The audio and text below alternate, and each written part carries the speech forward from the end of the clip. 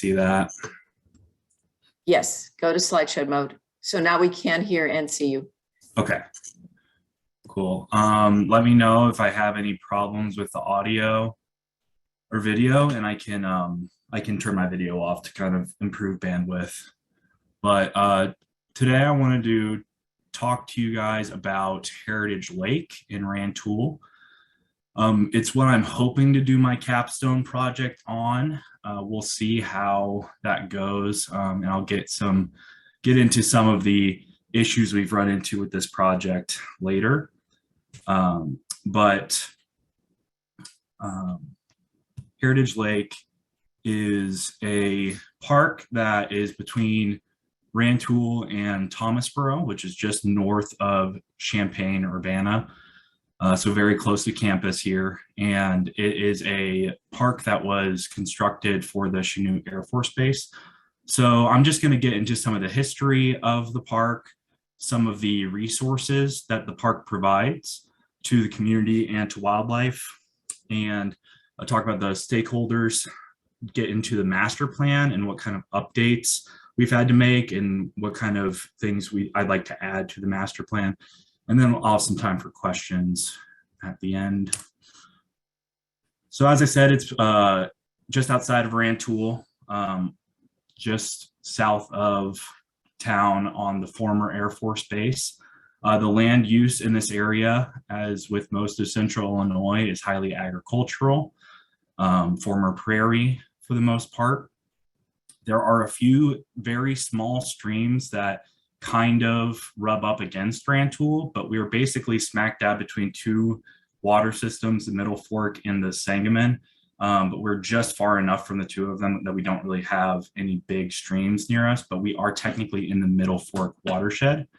And we do have access to mainly the Mahomet Aquifer, but at Heritage Lake, there is access to 4 different aquifers. And Salt Fork Creek, one of those small creeks that is near Rantoul, does run adjacent to the park. So I just wanted to show Salt Fork Creek is there on the left. It's a very small creek. It's been redirected. So it's about 5-10 feet wide. And there's a few different, there's types of wildlife that we have at Heritage Lake that you really can't see anywhere else in Rantoul, unless if you drive to a forest preserve, which could be 20 to 30 minutes away. So we did have a beaver last year, which I'm showing here. It was his dam that was her dam that she crossed from the creek into the lake. And it was really cool watching her build her dam last year. And I haven't seen her. I didn't see her at all this summer. So I'm not sure if she abandoned the dam or not. But the village said that they didn't have any sightings of the beaver this year. But we have had heron there, we've had ducks, and we also have some turtles and some amphibians there. Mainly red-eared sliders is what you would see at the lake. So this lake was actually a former landfill, and it was filled in and created as a recreation site for the Chinook Air Force Base.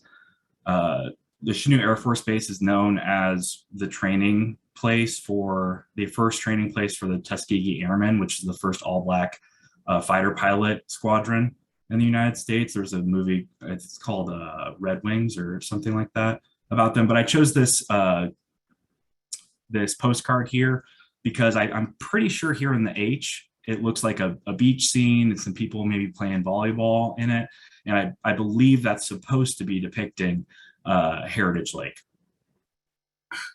So let's get into some of the tough history with Chinook Air Force Base. So back in the 80s, it was basically it started to be decommissioned, and then in 1993 it was officially closed. It was basically abandoned and left to deteriorate. And the village has been trying to acquire some of the properties from the Air Force Base, but a lot of these properties had asbestos and whatnot in the buildings, and they've sat and have been able to just basically fall apart for over 20 years. And for about 20, yeah, almost 3 years, geez. So Rantoul's community shrank significantly, and a lot of discontent has cropped up in the community since then. A lot of people, hearkening for the old days of Chanute Air Force Base and just really lamenting the fact that we have all these empty buildings and things that we're not utilizing. So in 2000, Chanute was declared a Superfund site, and a large cleanup was initiated there. Millions of dollars went towards that, removing soils, decontaminating soils, shutting down different facilities and removing equipment. There was ballistic missile storage on base, and it was rumored that there were tactical herbicides stored in different places, including Agent Orange. I don't think the Agent Orange thing was ever substantiated, but basically this is a very big cleanup project. So there were, like I said, there was asbestos in the buildings, heavy metals in the soil and water, including PCBs, and there were found to be high levels of mercury in the fish at Heritage Lake. So the lake was declared a catch and release lake, so you weren't supposed to eat any fish that were caught at the lake. And there were some remediation efforts, and eventually the EPA, the Illinois EPA, did declare that it is safe to fish and eat the fish from Heritage Lake, but this sign here is still posted at the lake, and many people in Rantoul avoid fishing at the lake for this reason, and some people still do, but most people will not eat fish from Heritage Lake, which, reasonable. And the lake has been stocked as recently as 2017, so it is still used fairly frequently, but some people are quite cautious. So there has been some progress in the community recently. Rantoul has built a big sports complex that is trying to bring people into the community. We recently constructed a large bike trail that goes all across the town. There on the bottom right, we had a large park renovation last year at Chris Rudzinski Park, which installed state-of-the-art play equipment and workout equipment, and just a really nice park.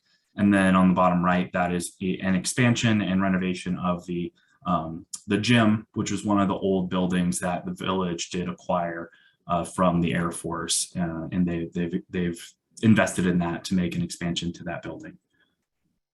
So why would the village want to put effort into cleaning up this lake and making it a nicer spot? Well, it is one of the very few natural resources the village has. Also, the village has been looking into certain carbon offsets, including installing solar panels on a landfill north of town. And so if they were to install some grasslands on village property, which is one of the things that I've proposed for this spot, they could get some carbon credits for this. And this value might be outdated because the source is from a long time ago, but the Chicago Carbon Exchange does value grasslands, planted grasses at 1 metric ton of CO2 per acre per year. And this is I think it's a 16-acre spot, and there could be at least 2 acres of grasslands or more that could be installed. So tourism would be a big one. Like I said, we have the sports complex. We're trying to bring people into town. And we want people to stay and to visit town, not just to come to the sports complex to play a tournament and then leave. And it's an important part of the local history. We really want to see a success story from Chanute, because so many buildings have been highlighted as being very decrepit and bad. And there's a lot of negative parts of Chanute. And to show that this lake was contaminated, they're having cleanup efforts, it is now safe to fish, and to renovate it and make it a more popular destination would be a successful story for the former base. So the stakeholders in the community include fishermen, fisher people, boaters, kayakers, hikers, people who need gathering spaces for cookouts and family community events, dog owners. It's a good spot for dogs. Obviously, always keep your dogs leashed when you go to a public place like this. It is used by sports teams for cross-country meets and things like that. It is also used by nearby property owners. So Caterpillar actually has some solar panels, a small solar farm nearby, adjacent to the park. And the Illinois Center for Transportation is a University of Illinois lab that is right next door to the park. And they are planning a massive expansion, including an automated vehicle test track. And so they're planning on having a lot more employees at that location and having this spot for people to go and enjoy nature and spend their lunches at the lake and have, workplace events at the lake. This would be a very valuable asset to those folks as well. So in 2018, we convened a committee to form a master plan for this lake.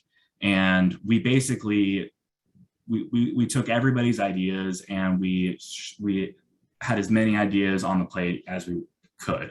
So we knew that some of the things weren't going to get done, but we wanted to have as much on the master plan as we could, so that when we start writing grants, that we can include multiple things on there and, throw enough stuff at the wall, something's going to stick, right?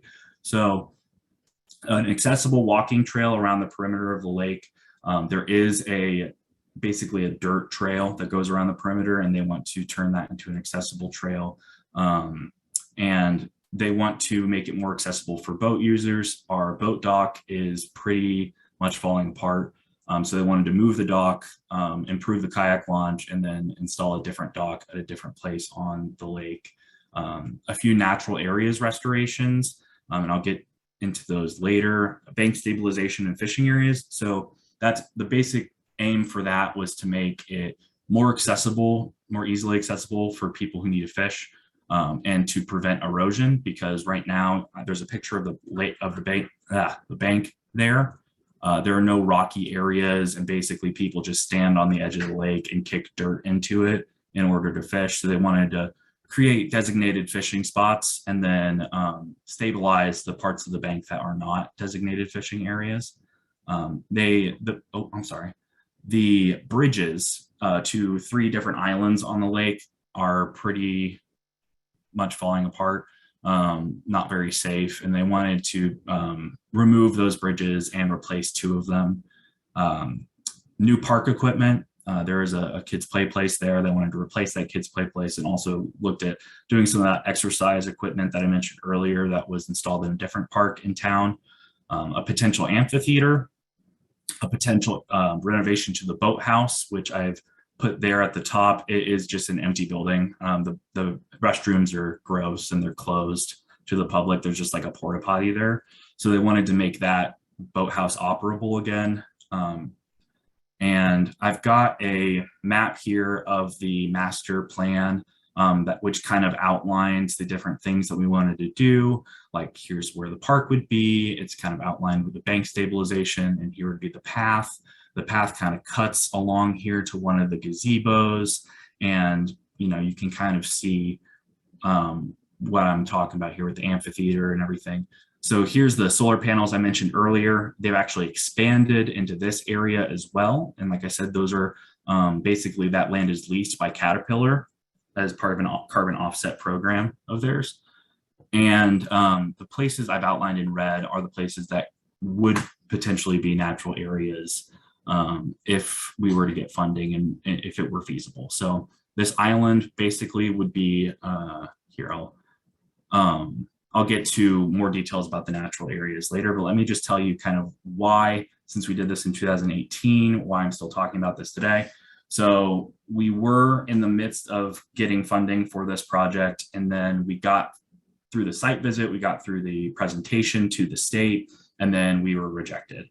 Part of that reason is because we had state funding for some of these other projects, like the sports complex, the Chris Radzinski Park renovation, and the forum expansion. So we reapplied, we made our application a bit more narrow, and then we've gotten to the site visit part. The next part would be going to Springfield, making a presentation on our plans, and then hopefully we get approved. And then you go through the renovations for the park, and then go through continued maintenance, but also if we were to install natural areas, do additional maintenance for those new areas. So as I said, that previous application was rejected, but the new application was for $400,000 of state funding with a $235,000 match from the village. And this would pay for the accessible hiking trail, the removal and replacement of one of the shelters, and the removal and replacement of the playground. So all of those other items on the master plan are not included in this funding request. So the natural areas restoration and anything else, the bank stabilization, all that stuff would have to come from a different place. And I'm hoping that if we do get the funding for the park and we start getting some of these other things going, then public sentiment will build and we can get more funding from other sources to complete the other parts of the master plan. So as far as the natural areas restoration goes, if we were going to install a natural area and we were going to go to pre-settlement, we would want to look at installing a grassland or prairie ecosystem. So this map just shows what the pre-settlement land cover was like. The entire park would have been in a prairie ecosystem. These are the natural areas that I mentioned earlier. One of the islands would be isolated and monitored. There would be no restoration work done on that island. It would basically just be left for nature to tend with. And then the natural planting area behind that gazebo I mentioned earlier, that would require the removal of soil, and we would need to put different new soil on it and then do native planting there and fence it off. And there's two grassy areas adjacent to the solar panels that the solar farm. There are currently already grassy areas, and so those could be designated as natural areas, and we could do a native restoration there, moving invasives and doing native plantings. So I included how we would assess this native planting in these grassy areas. Basically do vegetation surveys, cut down different plots of vegetation in the grassy areas, in the edges and in the center of the area, as well as near the solar panels, measure biodiversity, biomass, identify any invasives that need to be removed. And then once you've removed some of those invasives, then doing native plantings, and then doing doing the same assessment in later years, and then comparing results to see improvements in biomass and biodiversity, if any. So outstanding questions. We need to see what Caterpillar plans to do if they plan on expanding these solar panels. We don't think they would, but if this is part of a carbon offset program for Caterpillar, we might be able to get some cooperation with them as far as installing these grasslands and helping pay for these native plantings, because that would also potentially be sources for carbon credits for them along with the solar panels. We want to look at, there's a tree survey being done across Rantoul. We want to see what contribution Heritage Lakes trees give to that, like to the Rantoul's overall tree number, and what can be done to improve that. The soil is the soil is contaminated on the base, so tree plantings don't go as well as, you know, a native grassland planting might. And then we want to look at volunteer opportunities that we might have. So there are different organizations in the village that could help with things like this. And then there's also certain opportunities through the university where there could be volunteer opportunities for undergraduates to come help with invasive removals and native plantings. So if this were to become my capstone, there might be involvement from the university in that way. As far as the maintenance for this place, if we are able to do the natural areas restoration, which I really hope so, we do have to check if fire control is an option. Currently, it's controlled chemically. Any place that there has been habitat control or any type of plant removal, it's usually been physical or chemical. It is adjacent to 2 landfills. So I don't know how that works if you're able to do fire control around landfills. I'm pretty sure you can, but I don't know. So still waiting to hear back on that from my supervisor at the village. And I don't have a question slide, but I just wanted to leave this slide up for any questions that you guys might have. Great job. Great job. Thank you. Thanks. I was through that area quite recently and was surprised at how beautiful some of the efforts have turned out for encouraging, landscape improvements. And there just looked like there was more civic pride in the area too than I remember. So I just applaud the efforts that are going on there to restore Rantoul to what it was. Because most of you aren't old enough, but I remember square dancing in Rantoul on the Air Force Base a lot of years ago. So, Yep. And I really wasn't aware of how poor they left that area when Chinook closed down. That must have been devastating to the economy there. Yeah, I mean, so I don't want to get too far into this because I don't want to go over time, but the base closure and redevelopment commission, I don't remember, that's not the correct acronym, but they allocated a lot more resources for closures that happened later on. But the Chinook closure was a lot. It started in, I think, 87 or something like that. So it was earlier than a lot of the other closures. And for some reason, that meant that there was less resources given to Chinook. And I mean, it's pretty sad when you drive through the area and you see the empty buildings. I mean, it's been on like TV shows like America's Abandoned Places and stuff. But yeah, you're right. There are good things happening. And, part of the reason this project hasn't gotten off is because there are other good things that are happening elsewhere in the village, which I'm really thankful for, but that has kind of messed with the funding for this project. Well, I hope you're able to get some funding back. One question one thing I'd like you to do for the class, because I didn't get a chance to talk about accessible trails, but you mentioned them in your presentation. So I think this is a great opportunity. Would you describe what that is in case there's someone who doesn't really understand? I'm sorry, you broke out a little bit. What were you asking about? Sorry.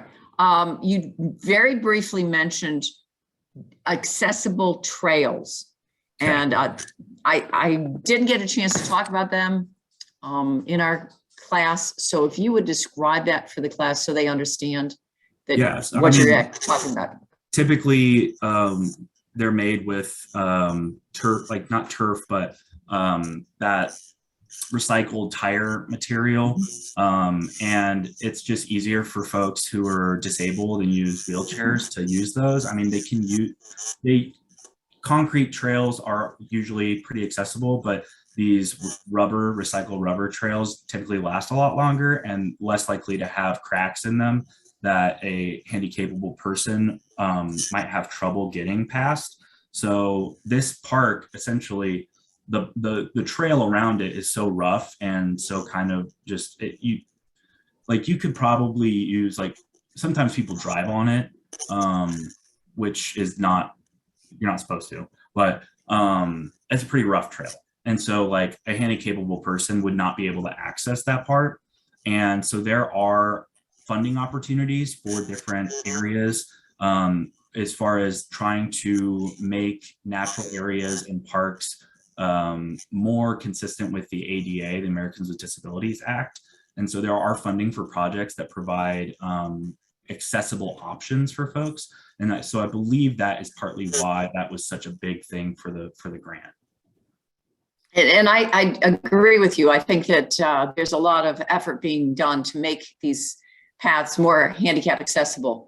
And there's a great need for it. If you've ever sat in a wheelchair, just to get even a glimpse of how difficult those people's lives are and how much this could add to it, just to be able to go to these places. So that is one place I would recommend you look for some grant money. Well, it was really good. Anybody in the class have a question? I'm just curious, I know this is probably far-fetched, but is Medewan, since that was an Army arsenal, is there any lessons that, and of course on a much larger scale, but are there any lessons from that particular project and converting it into natural areas that can be used on your park? I don't know if you're familiar with it. I shouldn't have. From which project? Medewin, the Medewin, oh, I forgot, I just know it as Tall Medewin. Grass Prairie. Tallgrass Prairie. That was an Army arsenal, and there's still much of the arsenal left there that they've converted. In that case, they've converted into a Tallgrass Prairie. But I was just wondering, since it was and you might not be familiar with it, so it might be irrelevant, but maybe something we'll look into, because I would imagine they have the same conditions since it was an arsenal, with soil and buildings and such, that may be used for your project. I'm not sure. Well, I'm not familiar with that project. The DoD is no longer involved with the base, basically. I mean, the village has acquired these buildings, and they're just, some of them, there are just restrictions as far as what they can do with them. And so that's why they're sitting there. And you're trying to find somebody who's willing to buy a property in order to demolish it and do abatement of asbestos is pretty difficult. But I have been involved in some research with heavy metal tolerant grasses and shrubs. And this was research done in the Arctic, but there are species that you can plant in these type of restoration projects that all are tolerant to heavy metals and are uniquely suited to storing those chemicals in their rhizosphere, and then basically storing them away so it's no longer harmful. We actually have a student in this class who has a lot of experience with that.